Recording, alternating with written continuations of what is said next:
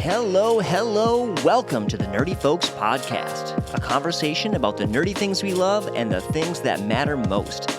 My name is Matthew Seipel-Anderson. And I'm Katie Seipel-Anderson. We are the hosts of the Nerdy Folks Podcast. We love this community, and we are super-de-duper glad you're with us today. Yow! Okay, so we did a take before this, and Matt said it a little robotically, and so now he's super-de-duper glad you're here. But we really are glad you're here with us. Because today is a day to become wise, to learn from the wisdom of the ancients. In fact, I was reading a bit of Hebrew poetry the other day. AKA Psalms. From the book of Psalms, chapter 90, verse 12, and it says, "Teach us to number our days that we may get a heart of wisdom." We thought this one was fitting because we've been very immersed in the idea of time and time travel and future and past and outside of time and what is time and time space. But the reality is we just really are time beings, and we're here on this earth for a limited time. And staring that reality in the face and really letting it soak in and letting it adjust how we perceive ourselves and how we perceive our life and what we really want to live for and do with our life, it really is a thing that can bring some wisdom to us. Wisdom. What do you think people will think of you and the legacy you've left at the end of this life? And legacy was a theme in a movie we recently watched. We recently caught up with Indiana Jones and the Dial of Destiny, which we hadn't seen. It wasn't bad. It wasn't amazing, but it wasn't bad either. I agree. Watching it on streaming where the stakes are a little lower, I just straight up enjoyed it. There was some fan service, but that's like to be expected. 80-year-old Harrison Ford did a shirtless scene, so he still got that hero swagger. I wouldn't call that shirtless scene swagger at Well, all. you know, waking up with the hangover and a lazy boy, whatever. But the legacy idea was kind of like filtered throughout. It was really, what's Indiana's legacy? And the bad guy, I don't remember. Doesn't matter. He's the bad guy. He's the villain. He's the Nazi. He's the Nazi. He's the bad guy. And he wanted to recreate this legacy of hate. Ironically, by assassinating Adolf Hitler and taking his place. Yeah, through hate. So Yeah. There's that. It's a double hate. It's a double hate. But hindsight, he makes some comment about, I know what all the mistakes are and I can correct them. And so it's kind of like that hindsight is 20/20 idea. And you know what? You can tell that guy has not listened to our entire series on time, because if he did, he would realize that if you go back and start making changes, then the same things aren't even going to happen. And so he might know all the mistakes Hitler made, but it doesn't matter because he's going to make his own mistakes.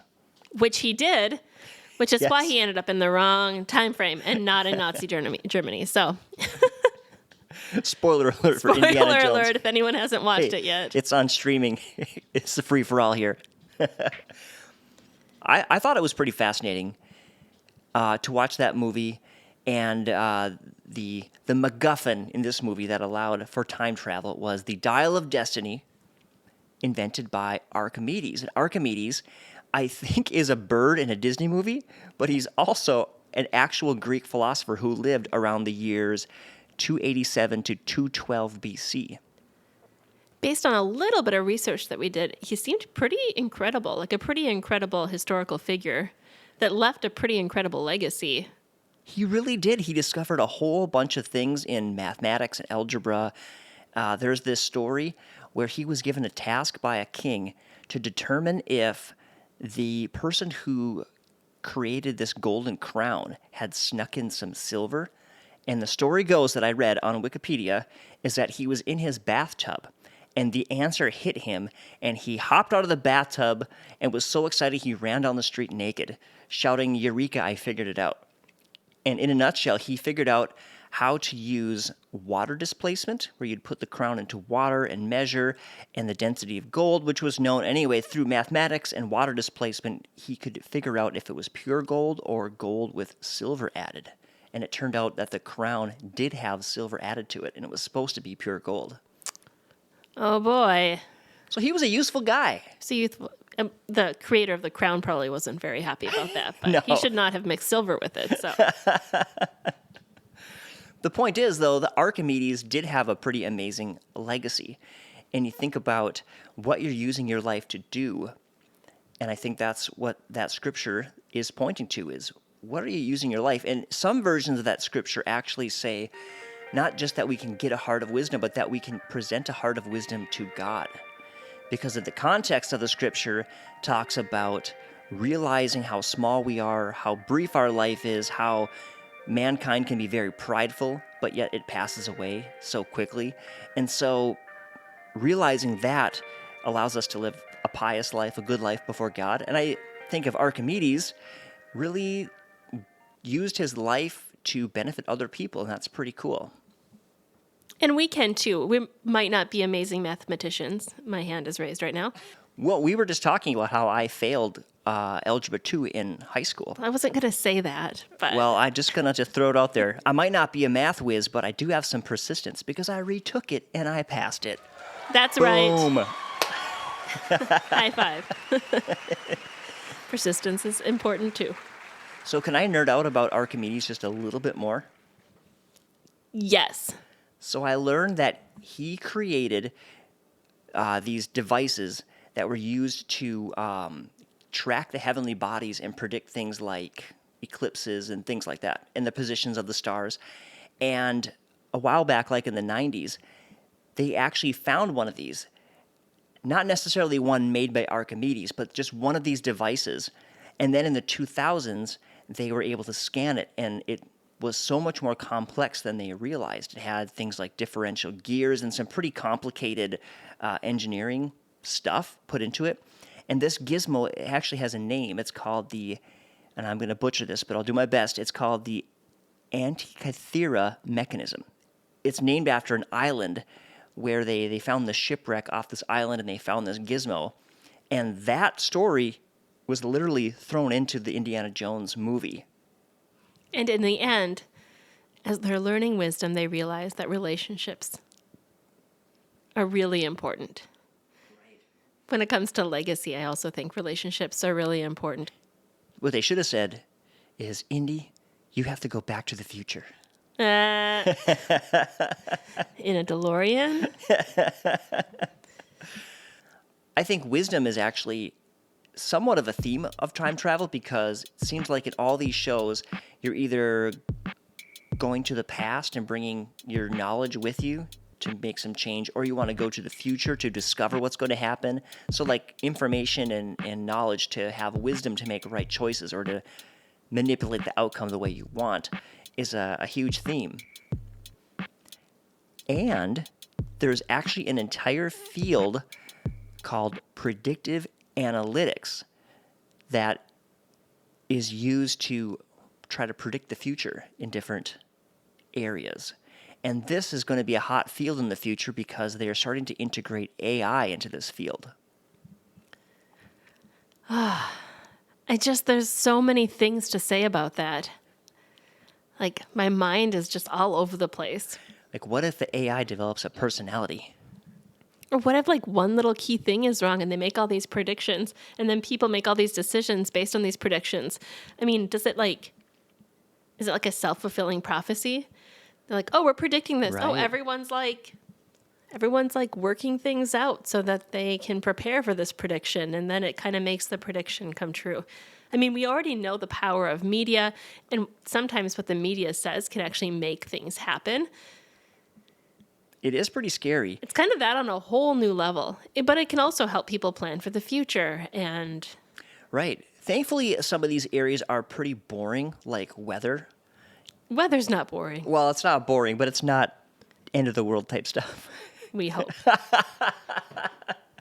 One that's kind of interesting is using this kind of technology to look at weather patterns and patterns throughout multiple years to engineer heating systems for large buildings. Oh, that's interesting. Because I guess large buildings are super inefficient, and the way they move heat and stuff around is just kind of a mess. So using this kind of technology is going to help engineer future heating systems. Interesting. Yeah. Well, speaking of time travel and knowledge of the future, we interviewed some folks at Twin Cities Convention. Our last interview. Yeah, our last interview. So let's hear from this couple. I have this file in my computer labeled as the disagreeing couple. So get ready for some fireworks. Here we go. All right, we're hanging out at Twin Cities Convention with Amelia. And Aiden. Great. Thanks, you guys, for stopping by the booth. So we're asking questions about time travel. So where would you time travel into the past? I would say probably around the era of the founding fathers. I'd say. Yeah. Okay. 1800s. Trying to be of influence. Yeah, 1800s. Just gotta be there for it. Yeah. Right on.